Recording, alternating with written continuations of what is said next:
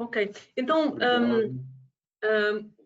já o Hélio e o Luís Passos Moraes falaram dos integrantes da rede, mas eu agora vou apresentar, ou seja, a gente, se fôssemos uma rede mais pequena, a gente daria o microfone a cada um e cada um se apresentaria, mas eu vou fazer assim uma visão um pouquinho mais geral, só para esta introdução ser um pouquinho mais rápida. Então, isto já foi falado inicialmente, eu vou passar este slide e pronto, este também, que é os mapas, mas pronto, são os participantes, e temos a Ana também, só não pintámos o Brasil completo porque senão não dava para distinguir as agências reguladoras estaduais e municipais. Temos a Arsban, do município de Natal, temos a AGEPAN, do estado do Mato Grosso do Sul, temos a ARSAI, de Minas Gerais, a AGIR, em Santa Catarina, a ARES-PCJ, em São Paulo, a Agência Reguladora do Rio Grande do Sul, a ARIS, de Santa Catarina também, a AGEAC, do Acre, a ARCESP, a ARSEC, de Cuiabá, a ARESC, de Santa Catarina também, a ATR, de Tocantins, a ANA, e temos o CRA, a Comissão de Regulação de Água Potável e Saneamento Básico da Colômbia, e temos a Superintendência de Serviços Sanitários do Chile. Estas são as agências reguladoras que fazem parte. Também temos prestadores de serviço.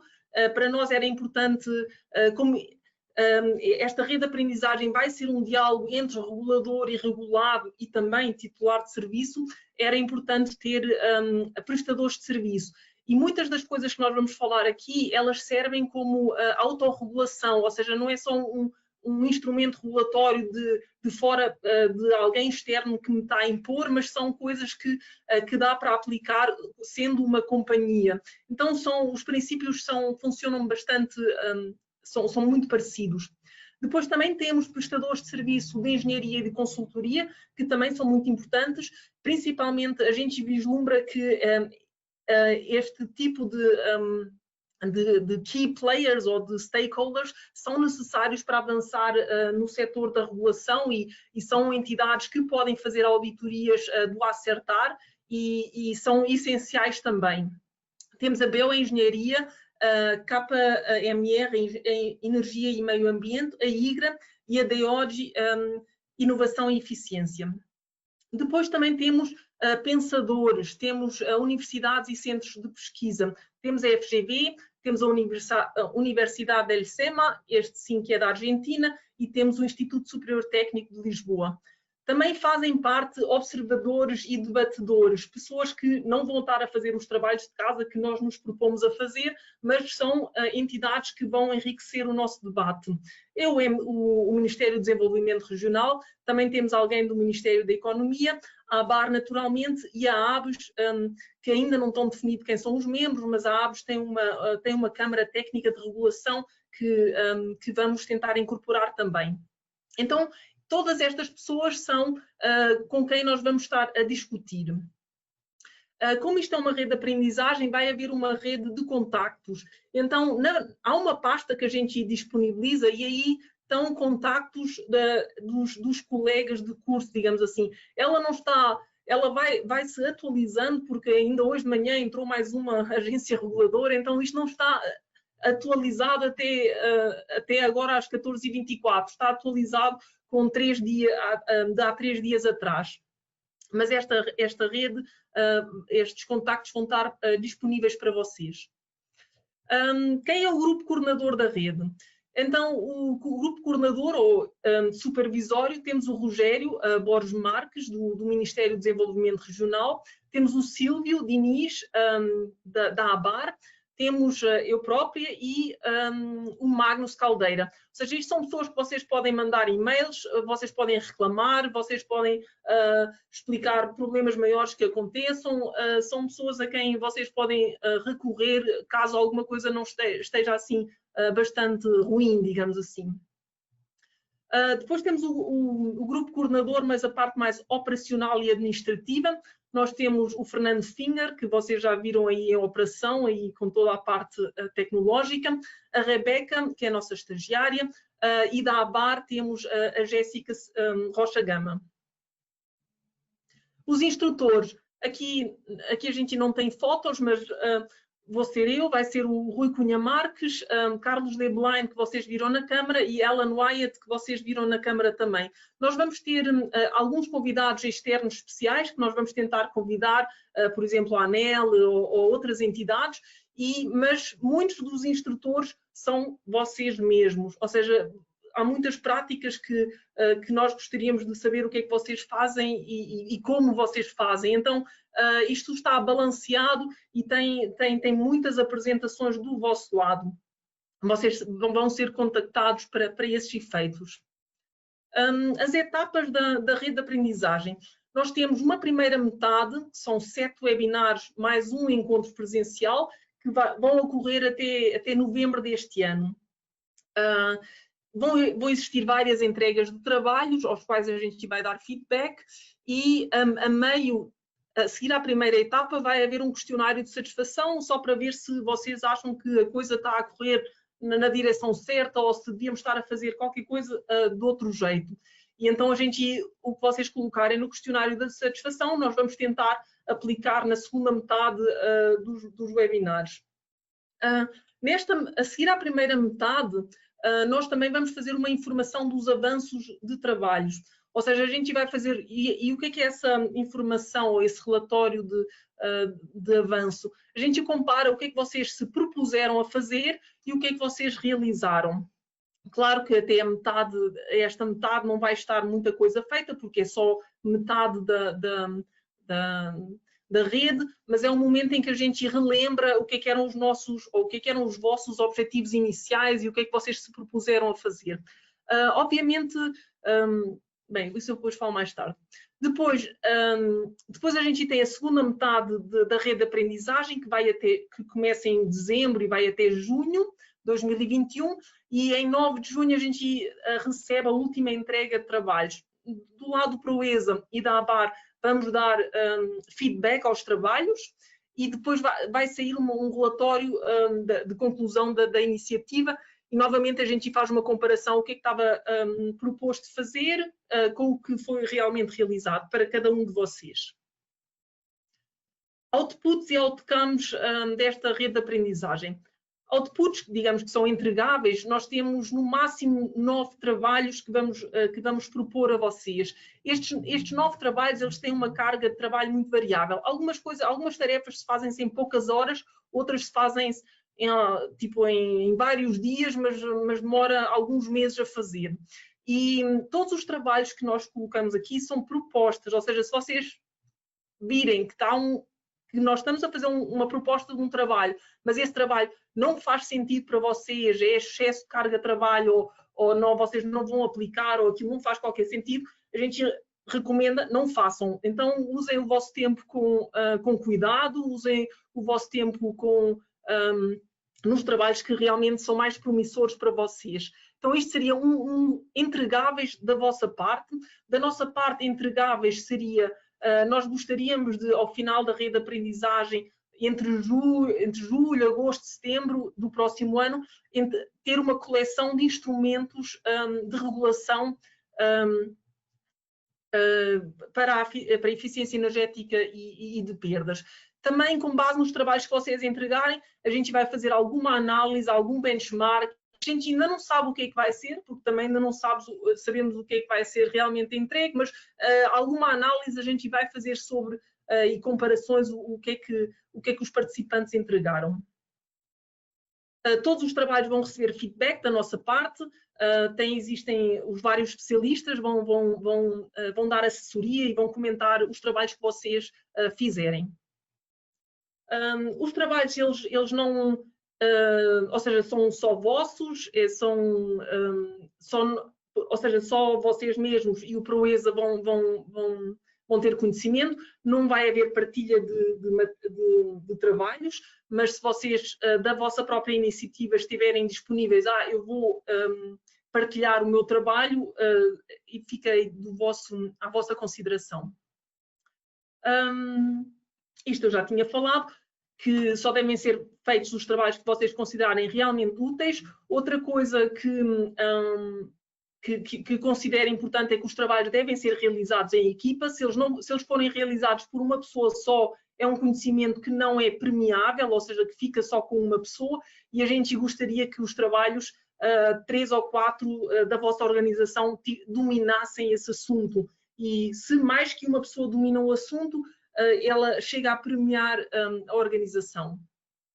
Encarem novamente os trabalhos como propostas e não como obrigações.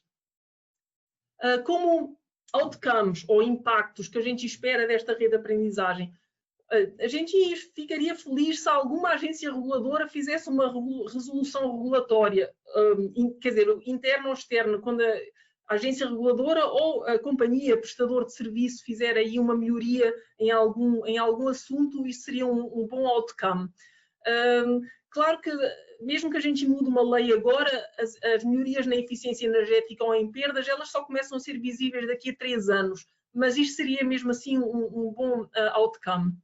Outro outcome que a gente almeja ou que a gente desejaria é que as empresas consultoras que nos acompanham, que elas estejam capacitadas e capazes de realizar auditorias do Acertar. Nós precisamos de muito mais companhias ou empresas com essas capacidades no mercado e faltam esses conhecimentos no mercado. E eu acredito que com o Acertar nós vamos conseguir ter companhias de saneamento mais estruturadas em seus processos e vão ser companhias mais competitivas, vai haver cidades, as cidades no Brasil vão ser cidades mais competitivas. Então isso seriam outcomes, impactos deste projeto, mas que já são um pouquinho mais difíceis de mensurar. O calendário. Esta rede de aprendizagem, ela acontece às terças-feiras e às 14 horas de Brasília, e elas, exato, são às terças-feiras, estão aqui marcadas a amarelo. Inicialmente elas iriam preceder as câmaras técnicas da CTSAN da ABAR, mas com o Covid vamos ver como é que isso acontece. Temos este encontro presencial marcado para 23 e 24 de novembro, mas nós vamos ter que verificar isso ainda, se em novembro, como é que estão as restrições de viagem, como é que estão as restrições de aglomerações de pessoas e quantas pessoas vão ser, porque eventualmente isto é uma coisa a monitorar ou a acompanhar e a verificar. Ou seja, não está garantido esta data, mas ela está aqui preliminarmente. Depois também, pronto, fazendo aqui um pequeno publicidade, vai haver em outubro a Brasil Water Week e por isso nós antecipámos aqui, para não sobrepor, antecipámos uma das sessões. As nossas sessões vão ser cada 3 semanas. A estrutura dos webinars. Nós vamos ter mais ou menos 2 webinars de assuntos gerais, que é tanto a introdução à rede como discussões mais sobre gerais e conceptuais de modelos de regulação. Nós vamos ter aqui 1, 2, 3, 4, 5, 8 sessões que incidem em vários assuntos, mas tem o assunto transversal do Acertar, ou seja, a gente começa com uma parte do Acertar, mas depois entramos em outras vertentes do mesmo assunto. Então, e isto coincide com a primeira metade do ano. A gente quer dar uma prioridade ao Acertar e depois para seguir aqui com os demais assuntos. E pronto, e temos aqui mais macro assuntos. Não está tudo... isto é um programa preliminar, mas é flexível, ou seja, se a gente encontrar um palestrante que nós achamos que é fantástico e precisa de estar aqui, a gente dá aqui umas alterações na programação. Ou seja, isto são os macrotítulos e em muitas delas vocês vão falar, então isto vai ser bem dinâmico. Só também para não defraudar expectativas, o que é que a gente não vai ter aqui e que alguns podem achar que iríamos trabalhar isso? A gente não vai discutir tecnologias, a gente não vai falar de bombas nem de inversores de frequência, a gente não vai falar de medidas de controle de perdas, O máximo assim, mais técnico, operacional que a gente vai ter, nós vamos falar de conceitos de medição e verificação de eficiência. Isso é o mais técnico que vamos ter, mas não vamos ter aqui nenhum fabricante de bombas explicando como é que funciona uma bomba ou um inversor de frequência. Então, para o pessoal assim mais tecnológico, pronto, digo já que isso não vai, não vamos ter isso. Pronto, isto eu já falei. Todos vocês, quase todos vocês vão ser contactados para fazer uma apresentação. Alguns dos participantes a gente vai contactar até duas vezes, ou seja, mais do que uma, porque eles têm especialidades em mais assuntos, e então vai haver aí sim, alguns vão fazer mais apresentações que outros. Agora, só para mostrar ou caracterizar um pouquinho os interesses do grupo e a experiência do grupo. Isto não reflete as fichas de inscrição que a gente recebeu nos últimos 2 dias. Então, este slide é muito interessante, ou seja, esta informação vem da ficha de inscrição que vocês preencheram. Então, esta é sobre o acertar. A azul nós temos o interesse que existe e da instituição, e a laranja nós temos a experiência. Então, todos já têm experiência com metodologia a acertar em geral, e todos não. 55% têm interesse e 55% têm experiência. Então, não está ela por ela. Mas quando a gente chega aqui a assuntos mais específicos, como é que é o plano de auditoria, como é que são os relatórios de auditoria, como é que são os testes de controle para a gestão comercial, ou para todos eles, a experiência já é mais baixa, ou seja, o interesse é alto, mas a experiência é baixa, e enquanto que no geral, acho que já quase todos, ou muitos, ouviram falar, mas mão na massa são menos entidades. Este slide aqui é sobre a experiência e os interesses em instrumentos diretos de regulação. Então, existe muito interesse em saber mais sobre sanções, penalizações relacionadas com a eficiência energética, mas muito pouca experiência.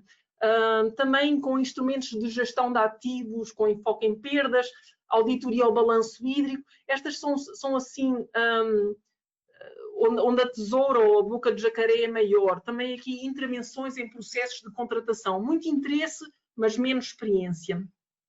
E agora, este outro gráfico ou seja, aqui ordenamos por ordem decrescente de interesse, ou seja, onde é que as pessoas têm mais interesse. Aliás, aqui nesta de sanções e penalizações, todo mundo tinha interesse. E esta outra, aqui nós ordenamos por ordem de experiência. Onde é que existe mais experiência? Então, onde existe mais experiência é em fiscalizações das infraestruturas. E depois vem fiscalizações de indicadores de desempenho, metas em acordos. Ou seja, mas mesmo assim o interesse em geral supera a experiência. Mas isto seria outra característica do grupo. Depois, sobre instrumentos indiretos de regulação, 70% têm interesse em metas, em acordos como planos municipais, contratos de programa, concessão, outros, e menos experiência nessas áreas. Isto seria para caracterizar os interesses e a experiência do grupo. Eu acho que o Fernando vai falar disto, mas se o Fernando não falar disto, a gente volta aqui. Que é, exato. Só mais um enquadramento um pouquinho maior sobre as redes de aprendizagem. A Alemanha a Alemanha quis até 2020, que é agora, fazer 500 redes de aprendizagem, porque as redes de aprendizagem é um mecanismo bastante, é um acelerador de implementação de boas práticas. Então, isto foi uma iniciativa governamental da Alemanha, na Alemanha, fazer em 3 anos 500 redes de aprendizagem, e eles fizeram. Eu conheci a metodologia no México, com a GIZ, mas Portugal também fazia uma coisa que não chamava redes de aprendizagem, mas era pesquisa colaborativa, algo assim com um nome assim, que era o IPERDAS, feito pelo LENEC e pelo Instituto Superior Técnico. Então, isto é uma abordagem que diversos países usam. Aqui no Brasil,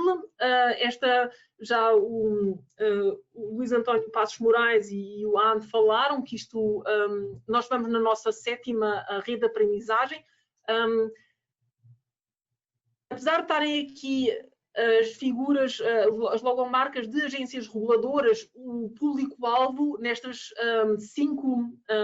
nestas 6 agências reguladoras são prestadores de serviço, ou seja, estávamos a capacitar prestadores de serviço. Esta 7ª rede de aprendizagem é a primeira em que a gente está capacitando agências reguladoras.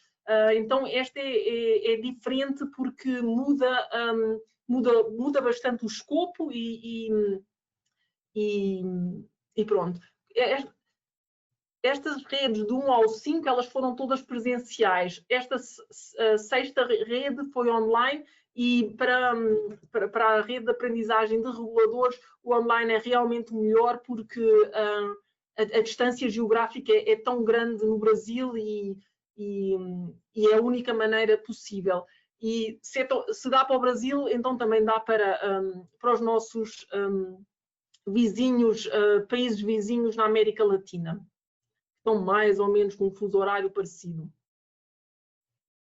Por fim, quero desejar boas interações, aproveitem a rede, aproveitem os colegas, espremam os instrutores e a gente deseja a todos bons resultados nesta iniciativa e aos nossos colegas da Colômbia, Argentina e Chile, além de ser uma rede de aprendizagem em instrumentos de gestão de água e energia, também é um curso de português e com vários sotaques. Então, a gente espera que vocês, ao final de um ano, falem um pouquinho melhor o português. Ok, e com isto eu termino por enquanto.